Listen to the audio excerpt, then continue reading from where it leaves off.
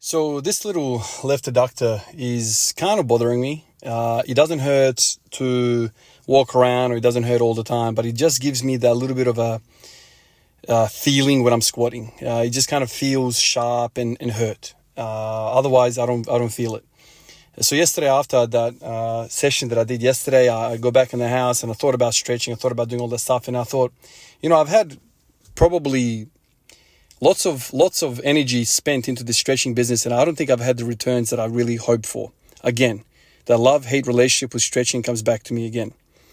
So anyway, last night I'm kind of like pondering about it, and then out of nowhere, dude, like I see this Instagram video that pops up, and there's this chick, for sure she's selling sex. That's all this really is. But she's this chick that's stretching, and she's doing splits, and she's, making the eye contact with the camera, like, making it all, whatever. She's on her back with the legs, like, basically splayed all behind her back and all this stuff. And I'm sitting there looking, I'm like, wow, okay, so that's something to look at. But then it kind of got me thinking, I'm like, why the hell is she so flexible? Like, sure, there are many people in this world right now, like, these acrobats and calisthenics, all that from the age of 5, some of these girls are training. But it got me thinking, how do they train? Of course, static stretching is part of it. But I clicked on one of the videos and I clicked into the comments, and there was some discussion. Obviously, the thirsty boys are everywhere. But like one of the comments was like, how do you get so flexible? That was kind of what the comment was, the question was. And she replied and she said she does active mobility exercises. Active mobility exercise. And I thought, okay, so she could have easily said just stretching, sit there for 5 hours in a stretch. No. And then there was another video that I saw of her, and she was talking about flow. She's just flowing. So she's basically stretching, but she's not holding any stretch. She's just moving through all of these positions, and she's just not spending a lot of time. She's like bouncing into these different positions. So she'll go from a Cossack squat on steroids, right? Like she's doing it like crazy, with her freaking legs are like behind her head and stuff. But she goes from that, and then she spins around into a really forward lunge. Then she goes into a front split. Then she goes into a side split. Then she does like all sorts of weird stuff. Very, very elite level, flexibility. But it got me thinking, I kind of got me inspired. This is like 10 o'clock last night before bed. And I thought, you know what? Let me get on the floor and start doing some of this stuff. And I started doing the Cossack squats, going left and right, not spending any amount of time in any of these positions, just kind of flowing, like she said. Flowing. Anyway, after 10, 15 minutes of doing this, all sorts, and I'm horrible, I'm stiff, especially when you're hurt, you're even more stiffer. Anyway, started feeling really great. Then I got into bed, and I remember some of the other videos that I've watched over the years. I remember there was this one physio guy who was all about rocking. Another suspect freaking position. But basically, you go on to like I think it's called quadruped position, which is basically on all fours, right? On your knees and your hands. And you're rocking back and forth. So like you stick your butt all the way back onto your heels, and then you go forward and whatever. And you abduct your knees in such a way that you're feeling a groin stretch. But you're not just feeling a groin stretch in one position. You're actually like taking that position through multiple different ranges of motion. So you're existing in this thing. And the whole idea behind rocking is this physio guy was talking about. I remember back in the day, like finding this really intriguing. I've been into this squatting thing for a long time. I've watched millions of videos, it seems. And he was talking about how kids start rocking before they start walking and crawling.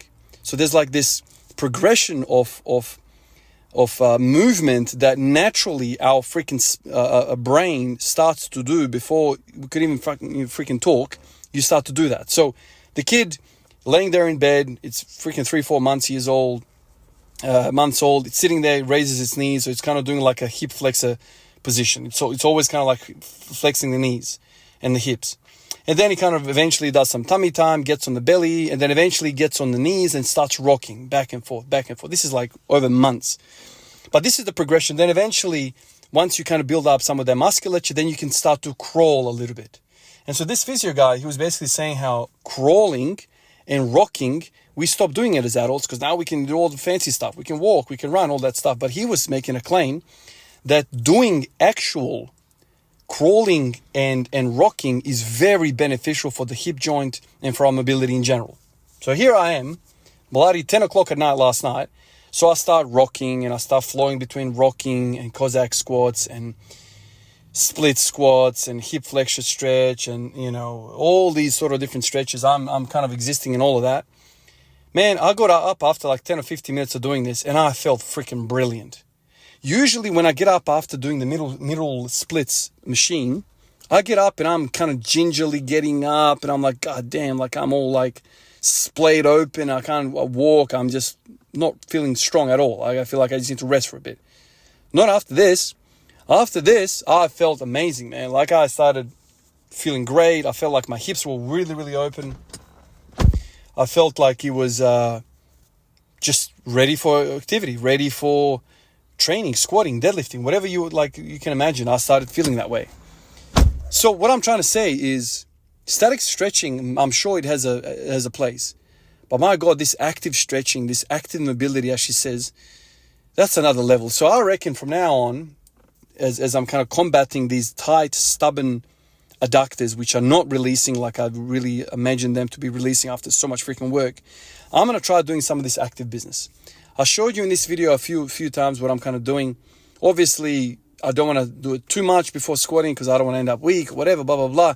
But now when I go home and I'm in front of the TV with the kids on the ground playing with toys, whatever, blah, blah, blah, I'm going to start doing some of this stuff.